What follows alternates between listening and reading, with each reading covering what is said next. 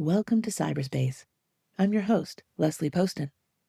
This week, we're talking about what happens to your brain when your work life won't stop shifting under your feet. I read a piece in the APA's Monitor on Psychology from earlier this year called Workers Are Facing an Age of Uncertainty, and it pulled together a bunch of data that individually you've probably already felt in your own life. But somehow seeing it all in one place made the pattern hard to ignore. Their earlier Work in America survey found that 54% of workers say job insecurity is significantly affecting their stress, 65% say their company has been impacted by recent government policy changes, and among workers under 25, that insecurity number jumps to 75%. Only a third of U.S. employees say they're actually engaged at work, and across the board, workers are describing themselves as not just disengaged, but replaceable and invisible. None of that is shocking on its own, but the article framed all of it as a convergence, not as separate problems, but one compounding condition: sustained uncertainty.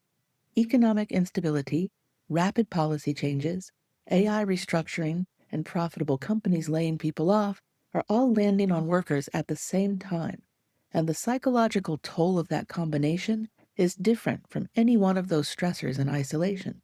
So let's talk about why uncertainty specifically is so hard on people, what's making it worse right now, and what you can actually do about it. There's a study from 2016 or so where researchers gave participants one simple task. They turned over rocks on a screen, and some of the rocks had snakes under them. If you got a snake, you got a mild electric shock. Over time, participants could learn the probabilities, but the probabilities kept shifting.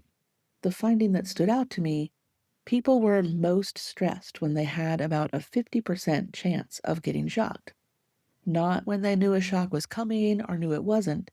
The maximum moment of stress happened at maximum uncertainty. Their cortisol spiked, their pupils dilated, and they sweated more.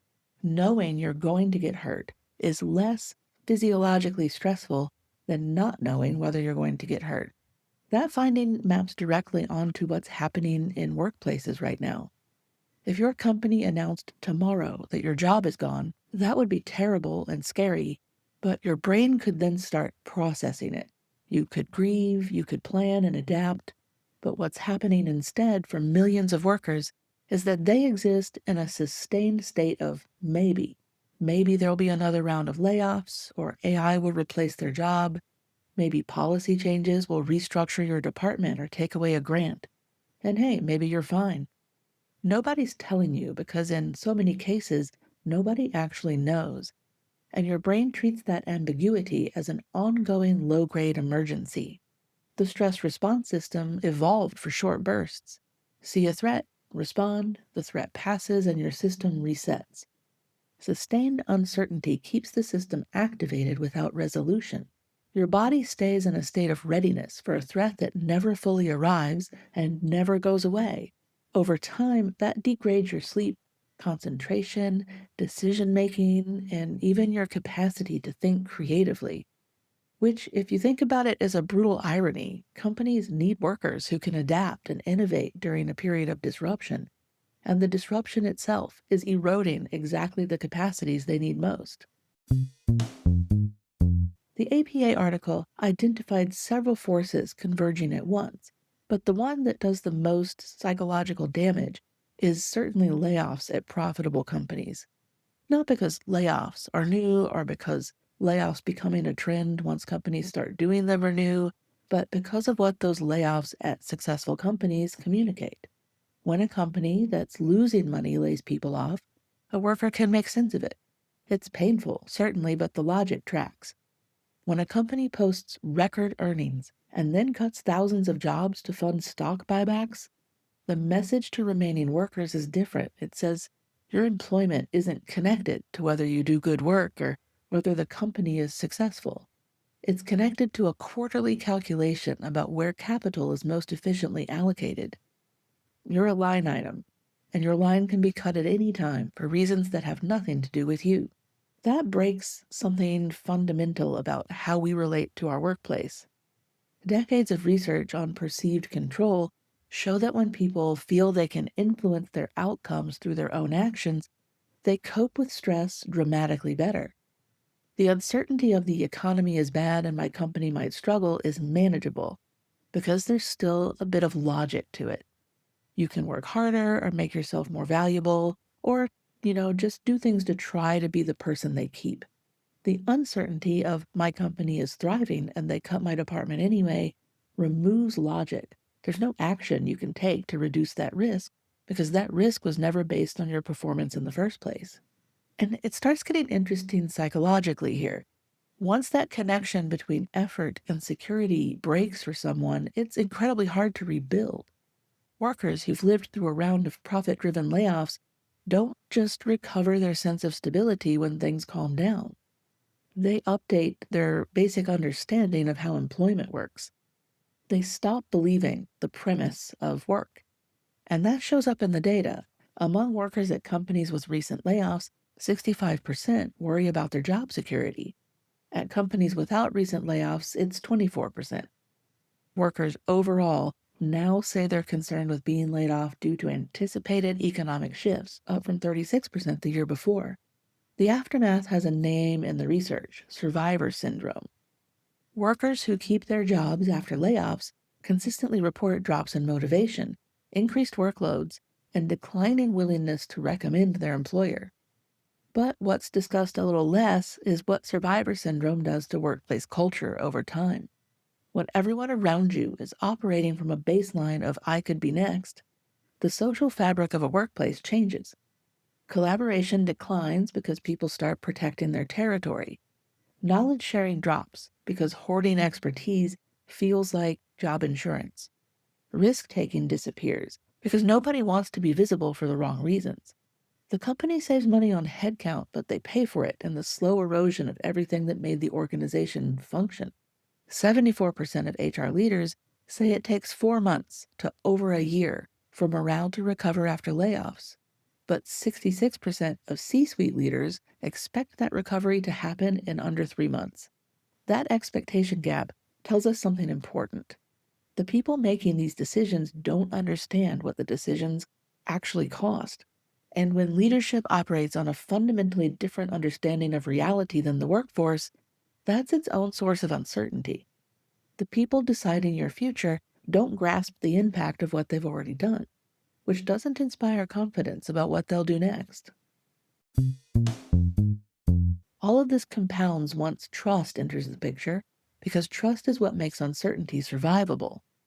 Research on coping with unstable environments consistently finds that trust in leadership acts as a buffer. When you trust that your organization will communicate honestly, you can tolerate not knowing what's coming because you believe you'll be told when it matters. The APA survey confirmed this. Workers who felt their organizations were transparent about changes reported less stress and more engagement.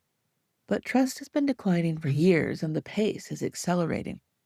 The 2025 Edelman Trust Barometer found that 68% of people now worry that business leaders purposely mislead them. That's up 12 points since 2021. And the reason it's climbing is that workers keep collecting evidence. Return to office mandates pitched as being about collaboration when the data doesn't support that. Layoffs framed as necessary belt tightening at companies sitting on billions in free cash flow. AI adoption sold as a tool to help an employee do their job better, then used to justify eliminating that job. Each one of these instances teaches workers to distrust the next thing leadership says, even if the next thing would happen to be true. That creates a specific and measurable problem. When trust is gone, the psychological experience of uncertainty changes. You're no longer uncertain about what's going to happen. You're uncertain about whether anyone will tell you the truth about what's going to happen. And that's a different cognitive load. The first kind of uncertainty, you can scan for signals and try to prepare, but the second kind undermines the signals themselves, so you can't prepare based on information you don't trust. And you end up trying to prepare for everything, which is functionally the same as preparing for nothing. And it's exhausting in a way that erodes people gradually enough that they often don't recognize it until they're already deep in burnout. And the communication infrastructure is failing too. Gallup's 2026 Global Workplace Report found that manager engagement has dropped 9 points since 2022, with the sharpest decline between 2024 and 2025. Managers are the people who are supposed to translate leadership decisions into something their workforce can understand and act on. When they're disengaged, that pipeline breaks, and uncertainty fills the space where their information used to be. Your manager can't reassure you about things they don't believe themselves. One specific way this shows up is that workers report feeling invisible, not just stressed or overworked, but literally unseen. Research on being chronically ignored at work, or what we call ostracism, shows that it activates the same brain regions as physical pain. It threatens your sense of belonging or self-esteem and your sense of control, and your feeling that your existence matters in the context of work. And it's more damaging than overt bullying, because bullying is at least an acknowledgement that you're there. Being ignored is defined by absence, and absence is nearly impossible to report or to prove. One 2023 study of 65 women of color in white and male dominated professions found four distinct patterns: erasure, where your contributions go unacknowledged; homogenization, where you're treated as interchangeable with others who share your race; exoticization, where attention is paid only to your otherness; and whitening, where you receive recognition specifically for conforming to white cultural norms. 95% of the women reported experiencing erasure. This doesn't mean invisibility only happens to marginalized workers, but the research makes clear it happens to them more often, more intensely, and with fewer paths to push back. In a climate of sustained uncertainty, everyone's tolerance for being overlooked gets thinner. When you're already worried about whether your job is safe, being left out of a meeting or passed over for a project carries more weight. The stakes of being unseen go up when visibility might be the thing that keeps you employed. So, what do you do with all of this? This is the part of the episode where I'm supposed to give you actionable advice, and I will, but I also think it's important to be upfront about the limits of that advice. So much of the wellness conversation around workplace stress puts the burden on individual workers to manage their response to conditions that are structurally broken. Build resilience, practice mindfulness, set boundaries, and those things can help with the symptoms, but they don't touch the cause. Telling someone to practice deep breathing while their company is gutting entire departments to fund stock buybacks is like handing someone an umbrella in a hurricane.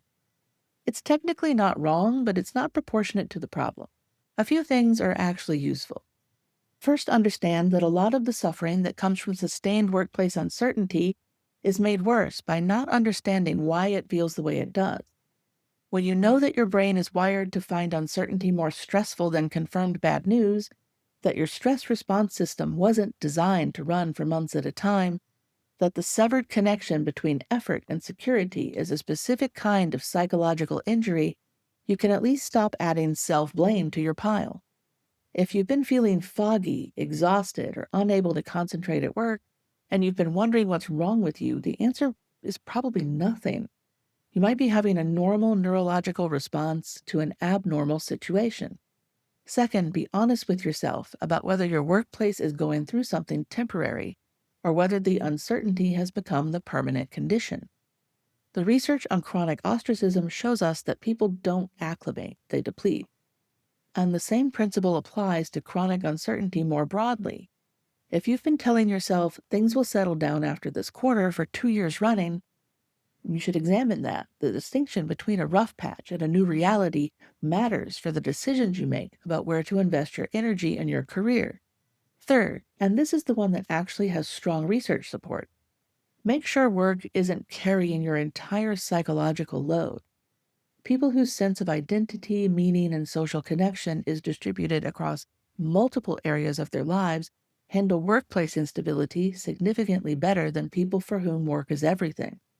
And that's not because the instability hurts them less, it's because the damage is contained to one domain instead of flooding all of them.